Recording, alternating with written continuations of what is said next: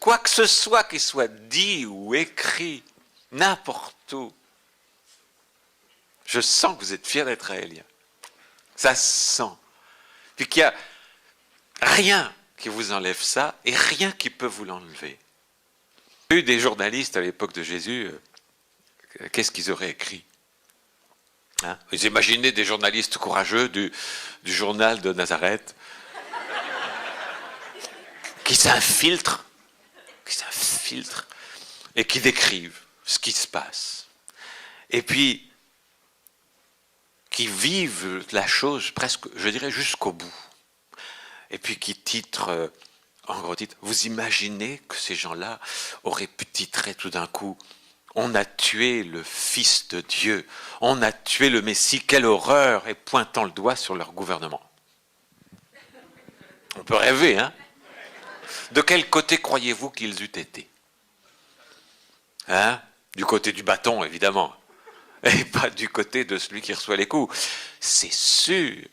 Et il n'y a pas le moindre doute là-dessus.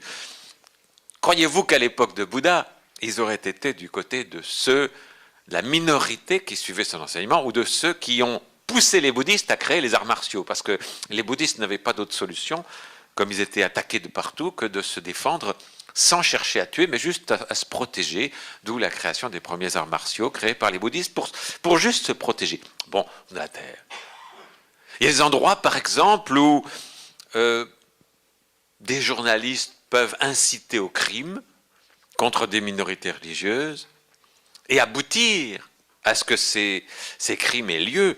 Je vous rappelle que récemment, et c'est important de s'en rappeler, des journalistes ont été condamnés pour crimes contre l'humanité pour la première fois, et c'est bien, enfin, au Rwanda, parce que c'est des journalistes qui ont incité à la haine et incité au meurtre.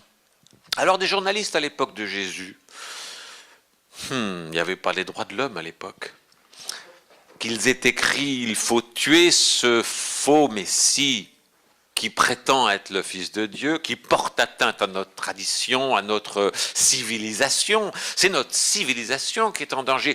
Ce sont des terroristes de la spiritualité, il aurait écrit, comme on pourrait l'écrire aujourd'hui. Et ils auraient été satisfaits de la crucifixion et du martyre.